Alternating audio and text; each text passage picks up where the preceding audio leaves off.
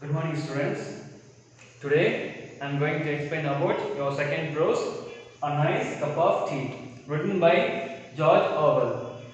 So before you take the lesson, just look at about the author.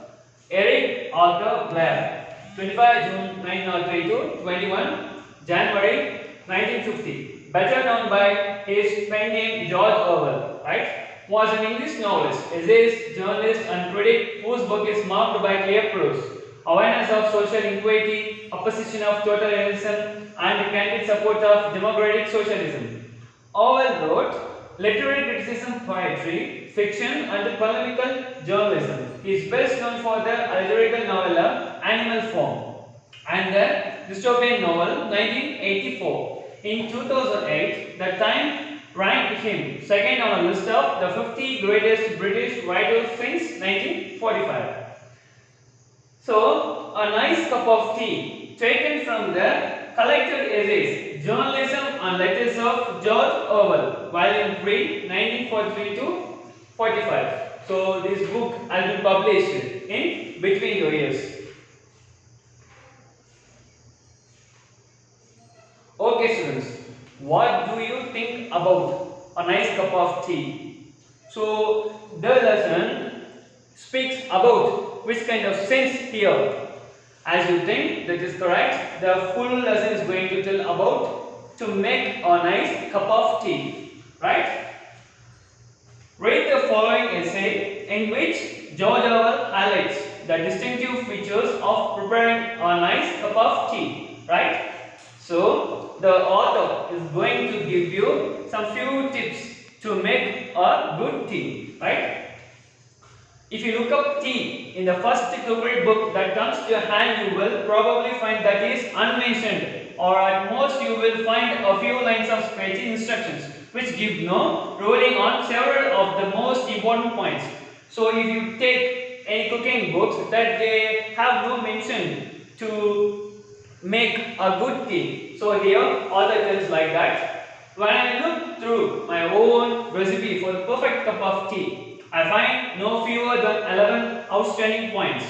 On perhaps 2 of them there would be pretty general agreement, but at least 4 others are acutely controversial. Here are my own 11 rules, every one of which I regard as golden.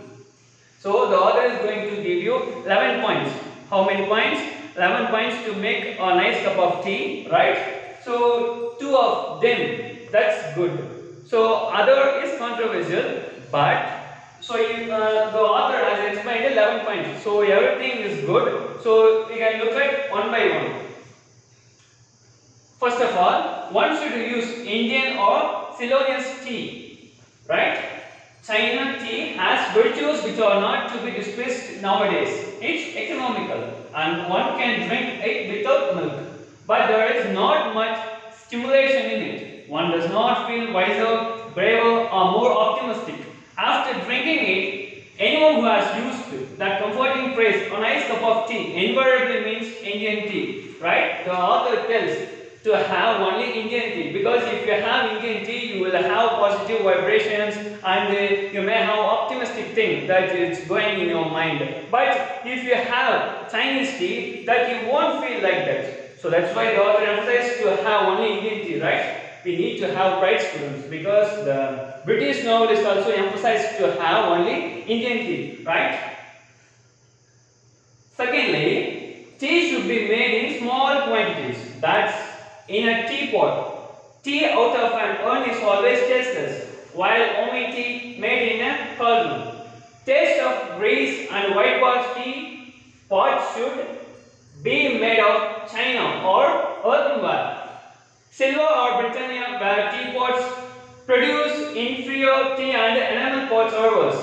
So, curiously enough, a pewter teapot, a rarity nowadays, is not so bad. So, in the second point, the author tells to pour a milk, right? Pour a milk and boil inside the pot. So, then only the tea can be better. So, the author explains like that.